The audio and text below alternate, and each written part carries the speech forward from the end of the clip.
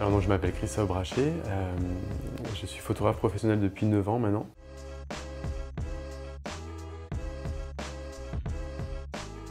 C'était pas mon métier avant. Avant j'étais photographe sous-marin, mais de manière amateur. Et j'étais prof de surf et prof de plongée, donc rien à voir avec la photographie, en Martinique. Et j'ai décidé de venir à Paris, de quitter la Martinique parce que j'avais vraiment envie de faire du cinéma, mon métier. Je savais pas trop quoi dans le cinéma, mais j'avais envie de faire du cinéma. Et donc du coup je suis arrivé à Paris il y a 9 ans et je suis passé photographe professionnel assez rapidement. Alors j'aime beaucoup la boxe, donc j'ai suivi pas mal de boxeurs, dont un boxeur, Yvan Mendy, qui est actuellement champion d'Europe, de Pont-Sainte-Maxence. Donc tous les boxeurs de Pont-Sainte-Maxence, j'ai eu un petit peu un travail avec eux. J'adore le travail avec les danseurs aussi, donc que j'ai photographié sous l'eau, mais j'ai aussi fait des danseurs hors de l'eau. Après, je me suis un peu diversifié et essayé aussi d'amener le savoir-faire du cinéma pour photographier d'autres personnes. Donc les jeunes acteurs, j'aime bien faire des books avec les jeunes acteurs et donc leur faire part un petit peu de mon expérience en tant que photographe de cinéma. Et après, je peux travailler aussi bien avec des designers, avec d'autres clients. Voilà, l'idée c'est que je suis spécialisé dans le cinéma, mais j'aime bien être pluridisciplinaire. Alors c'est pas forcément un avantage, puisque dans la photographie on a tendance à être spécialisé, et moi j'aime pas trop ça en fait. Donc moi j'aime bien faire plusieurs choses, mais c'est très français ça, de vouloir mettre les gens dans un carcan et puis après ils y restent. Dans les pays anglo-saxons ça pose pas de problème de faire plusieurs choses à la fois. Moi j'ai envie de réaliser, j'ai moins envie de jouer maintenant, mais au début, quand je suis arrivé à Paris, j'avais une envie de jouer aussi. Moi, j'aime bien faire plein de choses, donc, et dans la photographie, c'est pareil.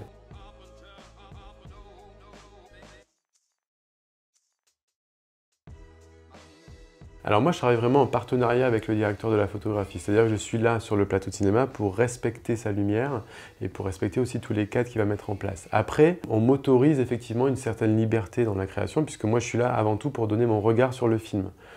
Donc je discute beaucoup avec les acteurs et avec le réalisateur et avec le chef opérateur pour respecter sa lumière. Donc je suis vraiment à côté du chef opérateur, à côté de l'équipe caméra, je travaille vraiment en partenariat avec eux. L'idée étant effectivement d'être toujours dans le ton du film et puis d'apporter une plus-value aussi, puisque maintenant notre métier de photographe de plateau a considérablement évolué, puisque grâce à la caméra qui a également beaucoup évolué, on peut faire des copies écran.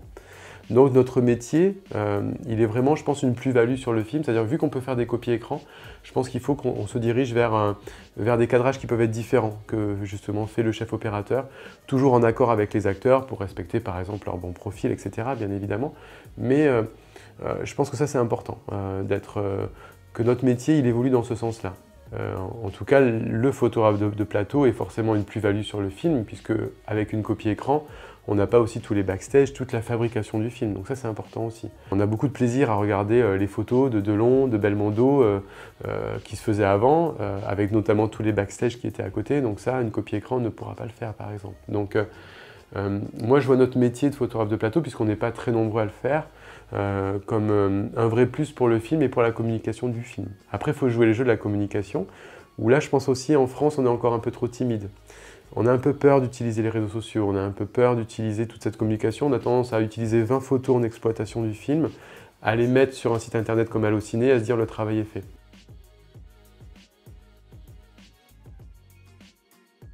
Alors c'est un métier, on est relativement seul sur ce métier-là justement, c'est-à-dire que sur le plateau, on n'a pas beaucoup de monde qui nous dit ce qu'on a à faire. De toute façon, sur un plateau de cinéma, c'est un peu ça, les gens ont un métier, ils savent ce qu'ils ont à faire, donc du coup, on n'a pas beaucoup de temps dans la journée. C'est un métier où je suis relativement seul, où on me fait quand même confiance, on connaît mon travail maintenant, donc du coup, les gens me laissent un peu faire ce que je veux. Ça peut arriver qu'un metteur en scène, ça m'est par exemple arrivé avec Lapiche, qui est photographe également, qui me demande des choses particulières. Donc il voyait certains cadres, il se dit est-ce qu'on peut faire une photo assez graphique, je vois quelque chose à faire. Mais c'est assez rare que les metteurs en scène me demandent des photos. Moi j'arrive à faire mes photos pendant que ça tourne en plus, donc du coup les photographes de plateau, on travaille pendant que la caméra tourne et on peut également demander à ce que les scènes soient refaites. Donc quand on n'a pas ce qu'il faut, les scènes peuvent être refaites. Avant, c'était ce qui se passait d'ailleurs. Avant, quand on n'avait pas des systèmes silencieux, les scènes étaient refaites à chaque fois. Alors avant qu'on ait des appareils totalement silencieux, on travaillait avec ce qu'on appelle un blimp, donc qui insonorisait les boîtiers. Et là où l'avancée technologique est intéressante, et là où justement moi, mon matériel m'a permis d'évoluer encore plus vite, je pense, c'est que les modes silencieux et des vrais modes silencieux m'ont permis d'être beaucoup plus discret et surtout d'avoir un matériel qui du coup est beaucoup plus compact. Donc là, je trouve que l'avancée technologique a été au service de mon métier. Et c'est là où Sony a été plutôt intelligent, c'est de sortir des boîtiers compacts, légers, en plein format, et en plus totalement silencieux. Donc du coup, pour moi, je l'ai vu dans mon travail, ça m'a amené un vrai plus. D'être beaucoup plus discret et d'être beaucoup moins vu par les acteurs. Les acteurs ont toujours un stress par rapport à la photo parce que forcément quand ils vont jouer dans un espèce de mouvement et la caméra va les prendre en mouvement. Moi je suis censé faire des images arrêtées, donc on sait que c'est beaucoup plus compliqué. Donc je dois être dans l'humeur du personnage qui est en train d'être joué et de prendre au bon moment. Un de mes atouts, c'est que je suis très discret sur un plateau de cinéma. Voire même des fois trop, puisque souvent on me dit « on t'a pas vu dans la journée ». Donc pour moi, c'est un compliment. Il y a des conditions de tournage qui peuvent être difficiles parce qu'on est stressé, parce qu'on n'a pas beaucoup de temps. Donc je sais que je ne vais pas pouvoir demander à ce que que la scène soit refaite. J'ai fait un film qui s'appelle Monsieur et Madame Adelman, qui est sorti là récemment, un film de Nicolas Bedos, qui était un très beau film, déjà premièrement. J'encourage les gens à aller le voir parce que c'était un film vraiment très réussi. Et deuxièmement, c'était un film qui était difficile à faire d'un point de vue de la technique parce qu'on avait beaucoup d'heures sup, on avait un stress. C'était un premier film, donc il y avait un stress quand même qui était assez important. Nicolas jouait aussi un rôle, donc il était réalisateur et acteur, donc je sais que je ne pouvais pas le solliciter parce qu'il était extrêmement pris dans sa journée.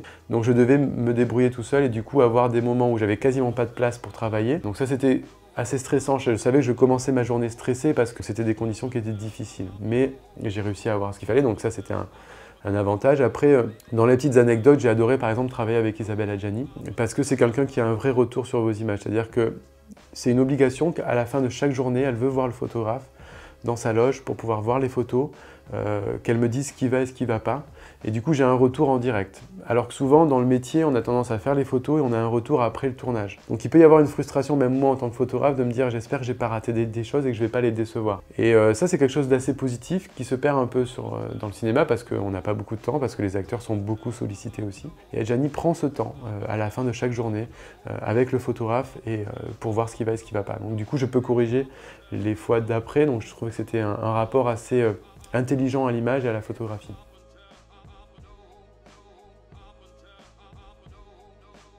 Alors c'est une série effectivement qui je trouve est assez atypique dans les séries françaises, qui traite du milieu du cinéma, mais encore plus fort que le milieu du cinéma, ça traite vraiment de vrais personnages de la vie de tous les jours, avec un sujet assez large, un spectre assez large, qui est une fille qui n'a pas de reconnaissance par rapport à son père, à des assistants qui veulent évoluer et qui veulent prendre la place de certaines personnes dans l'agence. Donc on s'attache énormément aux personnages. Les personnages sont attachants, donc tous les rôles récurrents ont des rôles assez intéressants. Après, les guests jouent vraiment aussi le rôle de la guest, et c'est ça qui est rigolo, ils ont de l'humour sur eux-mêmes, et donc je pense que la série aussi fonctionne par rapport à ça, c'est-à-dire qu'on voit que ces gens-là peuvent avoir l'humour en conscience de leur notoriété et surtout se prennent au jeu, quoi. C'est ça qui est intéressant. Donc du coup, là dans la saison 2 par exemple, on a des scènes effectivement assez rigolotes, que ce soit Isabelle Adjani, Julien Doré, Ramzy, Virginie Fira, parce qu'ils se prennent au jeu et du coup on est pris par la série et surtout on est pris par les rôles récurrents qui reviennent et qui sont assez drôles, quoi. Donc ça c'est intéressant. Moi d'un point de vue de la photographie, ce qui est intéressant,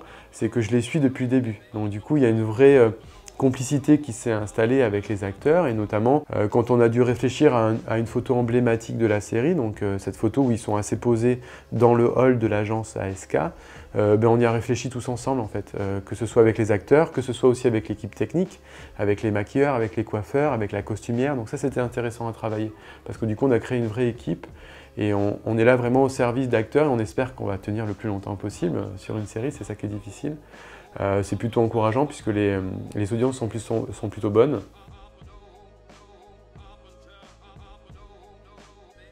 Sur la série, on travaille sur la longueur, le tournage de 10%, ça s'étale sur 5 mois, donc du coup, on passe beaucoup de temps ensemble, c'est un vrai travail où on est longtemps ensemble. Un tournage, c'est 2 mois, donc c'est déjà plus de la moitié en moins. Et puis moi, je suis là moins longtemps aussi sur les tournages de cinéma, donc si je vais être là 20 jours sur les 40 jours de tournage, c'est pas pareil que quand j'ai été là quasiment sur les 5 mois de tournage où j'ai fait quasiment 60 dates, quoi. Donc du coup c'est vrai que c'est pas du tout pareil. Après l'avantage quand on fait du cinéma et qu'on a des acteurs avec qui on travaille depuis un petit moment, on se connaît, donc les choses sont un peu plus évidentes. Avec l'équipe technique aussi, c'est un peu toujours les mêmes qui vont travailler, donc on va se connaître. C'est plus facile parce que forcément moi je suis dans la technique, il faut que je trouve ma place sur le plateau, donc c'est compliqué entre la caméra, l'assistant caméra, le pointeur, tous ces gens-là ont une place précise, donc il faut que j'arrive à me faufiler, donc plus on se connaît, mieux c'est, parce qu'ils me font confiance, ils vont m'aider aussi à certains moments, donc ça c'est assez intéressant.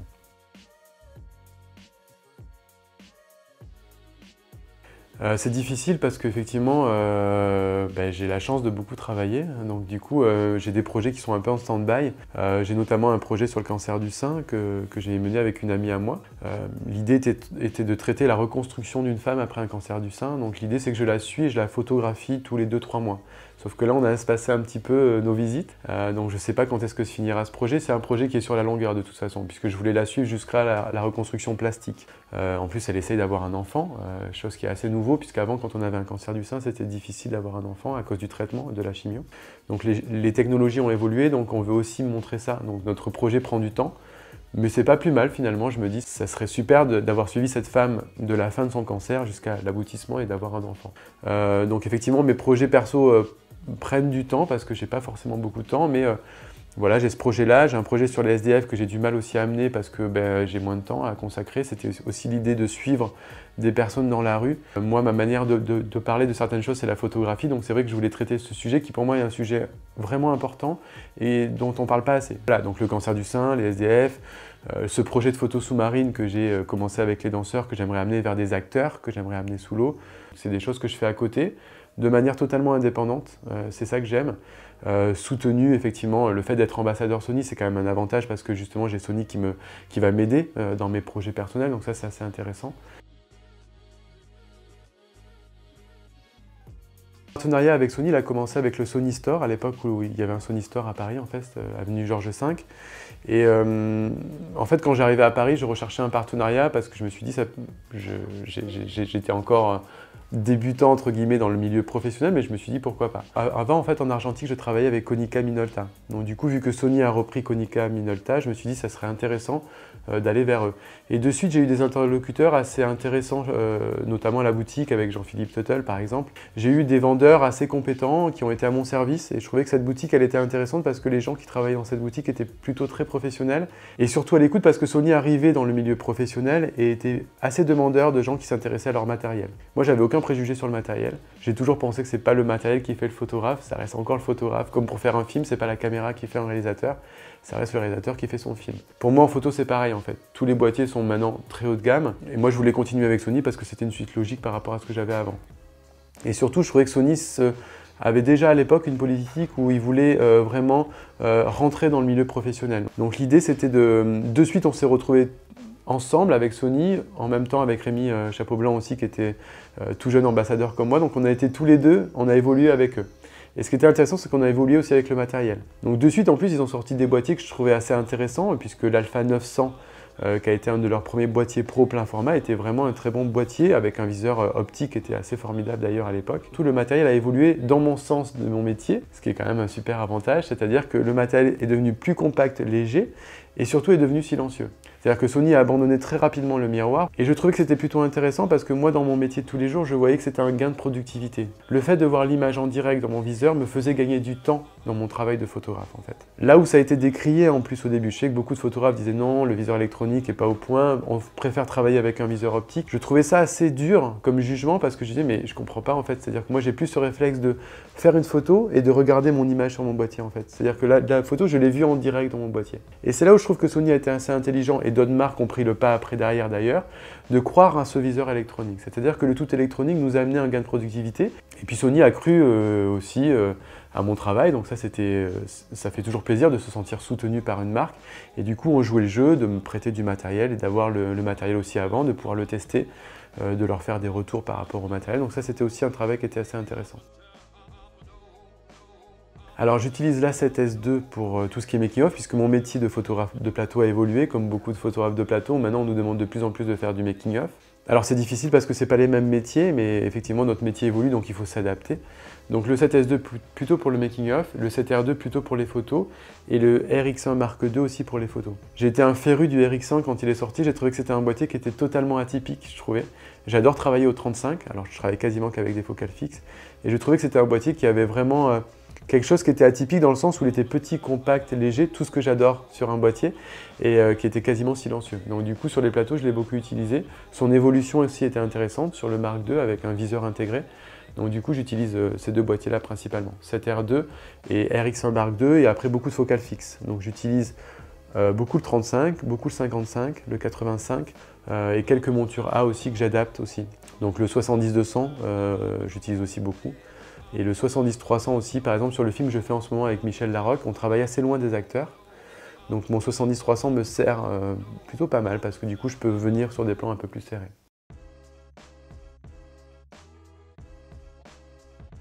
La compacité m'a amené plus de discrétion, ça c'est clair et net, je l'ai ressenti, même les acteurs me l'ont dit en fait, ils m'ont dit on te voit pas trop. En plus je travaille pas tout le temps au viseur, j'ai tendance à travailler au live view. C'est-à-dire que je travaille avec le boîtier, la tête baissée et avec mon écran. Donc du coup même pour eux, ils disent on n'a pas l'impression que tu nous photographies par moment. Donc ça m'a amené plus de discrétion. Le mode silencieux m'a amené encore plus du coup de silence et de pouvoir photographier pendant les prises, ça c'est clair et net. Donc pour moi, l'évolution technique, elle m'a amené un plus dans mon travail que j'ai ressenti, c'est-à-dire que je suis plus productif, clairement. J'ai moins besoin de demander à ce que les scènes soient refaites aussi. Donc du coup, je fais gagner du temps à la mise en scène et je fais aussi gagner du temps aux acteurs qui ont besoin de se reposer, qui ont besoin, entre deux séquences, de passer à autre chose.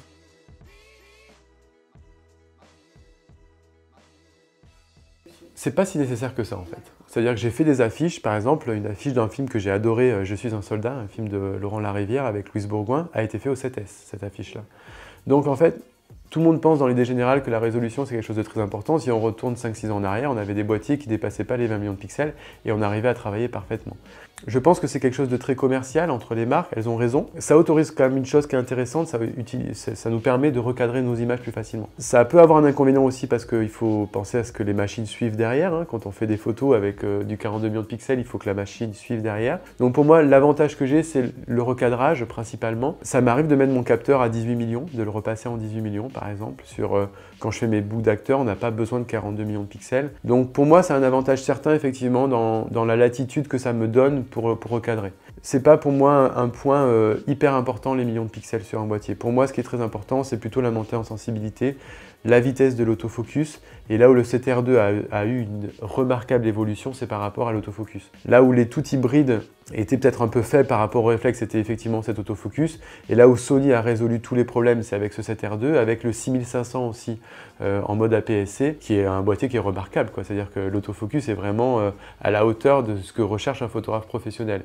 L'évolution technologique a été aussi dans l'Alpha 9, pareil, où là encore on a une grosse évolution par rapport à un autofocus. Ça couvre quasiment tout le capteur maintenant et surtout on a des collimateurs qui travaillent à une vitesse folle. Donc pour moi la 7R2 est intéressant par rapport à ça.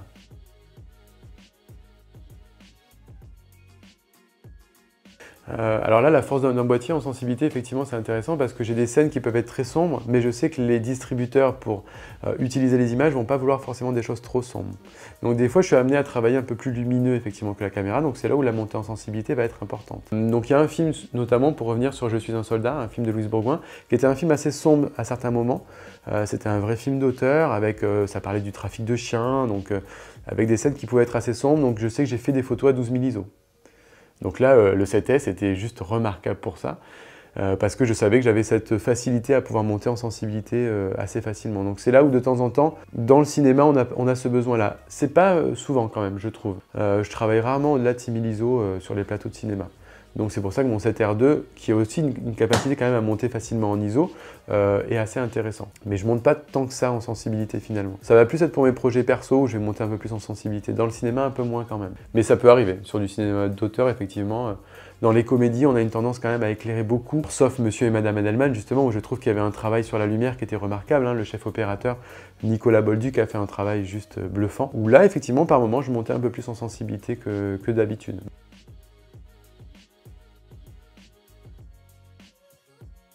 L'équipement que je me sépare jamais, ça va être ma petite soufflette.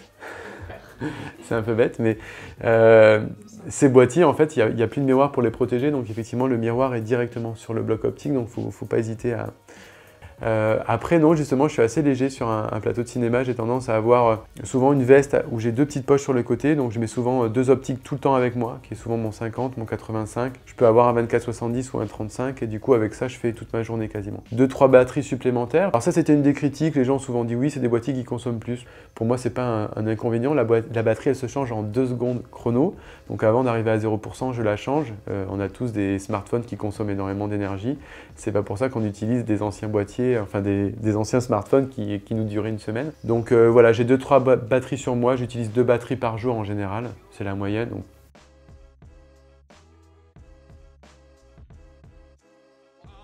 L'inspiration en général sur les plateaux de cinéma, j'essaie de les trouver par rapport aux cinéastes avec qui je travaille. Donc du coup, le cinéaste, je regarde tout le temps sa filmographie, je vois comment il a travaillé et j'essaye, en fonction du chef opérateur, d'impliquer un certain style à l'image, quoi. Après, j'avoue que je travaille beaucoup au feeling. Je suis quelqu'un qui est assez instinctif. Je suis arrivé dans le milieu professionnel assez tard en fait. J'avais une trentaine d'années quand je suis arrivé dans le milieu professionnel. Donc du coup, sans avoir fait d'école, je suis un vrai autodidacte. Donc du coup, je photographie d'une manière assez spontanée.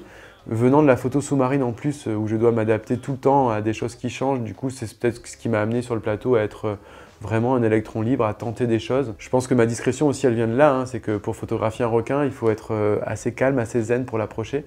Donc j'aborde les choses un peu pareil sur un plateau de cinéma. Mais mes inspirations, elles sont dans le fait où j'adore tous les photographes qui ont travaillé avec des focales fixes. Et j'ai gardé ça en fait. Donc du coup, j'utilise très peu mes téléobjectifs finalement. Et j'adore la focale fixe dans ce sens qu'elle m'amène à être un vrai moteur de ma photographie. C'est-à-dire que ça m'oblige à bouger tout le temps. J'arrive sur une journée, j'ai lu le scénario, j'ai regardé le plan de travail, je sais ce qui va se passer. Mais après, je fais confiance à l'instinct et puis à ce qui va se passer dans la journée aussi, quoi.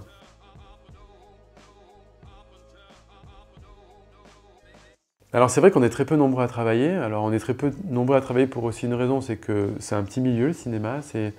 Les acteurs doivent avoir confiance, donc effectivement la photographie peut être stressant pour un acteur, donc il préfère connaître un peu les photographes. Mais pour autant, c'est pas un métier qui pour moi est fermé. Je pense que ça peut s'ouvrir à des gens. La seule chose, c'est qu'il faut avoir un peu d'expérience. Moi j'ai eu la chance, grâce à Dominique Besnard, d'être de suite sur un premier long métrage et d'avoir une équipe technique qui était plutôt sympathique, donc il m'a plutôt guidé. Moi j'aurais tendance à dire aller faire des courts-métrages, c'est plutôt assez ouvert, il y a beaucoup de courts-métrages qui se tournent. À Paris, il y a la maison du film court par exemple sur laquelle on peut s'inscrire. Ayez de l'expérience du plateau et puis après il faut démarcher des producteurs. Démarcher des producteurs, voir des réalisateurs. Maintenant je trouve qu'avec les réseaux sociaux c'est même un peu plus facile. Il ne faut pas avoir peur d'aller voir les producteurs et de leur proposer son travail. Il ne faut surtout pas oublier de l'idée d'être totalement silencieux sur un plateau, donc avoir un équipement adapté. Alors un Sony, c'est pour moi effectivement un matériel qui va être totalement adapté, mais on peut aussi utiliser un blimp encore et utiliser du Canon, de l'Nikon, c'est pas un problème, mais en tout cas, avoir le matériel adapté pour pouvoir travailler. Et faire son expérience sur des courts-métrages, pour moi, c'est indéniable. Et pas avoir peur d'aller voir les producteurs. Je pense qu'on est assez peu nombreux, il faut aussi peut-être de nouveaux talents qui arrivent, pourquoi pas. Enfin, moi, c'est pas quelque chose qui me fait peur, en tout cas en tant que photographe. Je trouve que c'est toujours une effervescence d'avoir des gens qui arrivent dans le métier, d'avoir des énergies nouvelles, d'avoir une autre façon de photographier. On le voit avec le tout numérique de toute façon. Maintenant, on ne travaille plus de la même manière. Donc, pourquoi pas amener des énergies nouvelles? Moi, je crois en ça en tout cas. Après, c'est vrai que c'est difficile parce que moi, j'ai des gens qui me demandent de faire des stages avec moi. Quand je peux, j'en prends. Mais c'est pas toujours possible parce que sur un plateau de cinéma, il n'y a pas forcément la place. On est déjà tellement nombreux, entre 40 et 50 sur un plateau, qu'avoir une personne en plus, ça peut être compliqué. Il y a des questions d'assurance aussi. C'est pas pour ça qu'il faut pas y croire et c'est pas pour ça qu'il faut pas aller voir les producteurs et puis tenter. Et puis montrer son travail, hein. Les gens, ce sont des gens d'image, donc ils vont vous juger sur vos images. Donc si vous avez un book intéressant, pourquoi pas démarcher, quoi.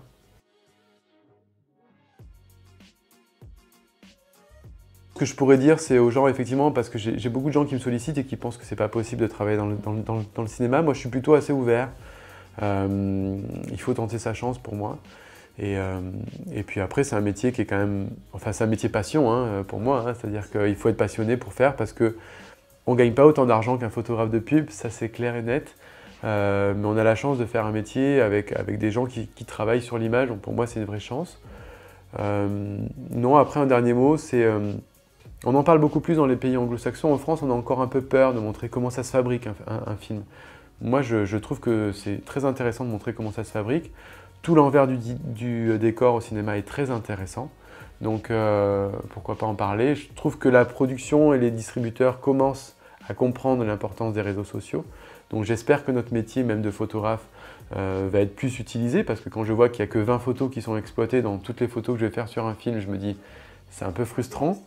Donc les distributeurs vont jouer le jeu, les producteurs aussi, les acteurs vont jouer le jeu aussi. Je travaille sur une idée aussi de documentaire peut-être sur aborder les métiers du cinéma par la photographie de plateau, c'est-à-dire que dans mon rôle de photographe, montrer comment tous les corps de métier travaillent ensemble, donc ça peut être intéressant. Et puis surtout d'aller au cinéma, aller voir les films, ça c'est important. Là il y a la série 10% en ce moment. Pareil, il faut la voir, c'est une série complètement atypique qui est très intéressante. Puis il va y avoir plein de futurs films. J'ai travaillé sur un film avec Depardieu Deneuve qui sortira l'été. Un film avec Alice Paul et Océane Rosemary, Embrasse-moi, qui sortira aussi cet été. Tout ça sont des films très différents, mais il faut aller au cinéma, ça c'est important. Voilà, merci à vous, merci.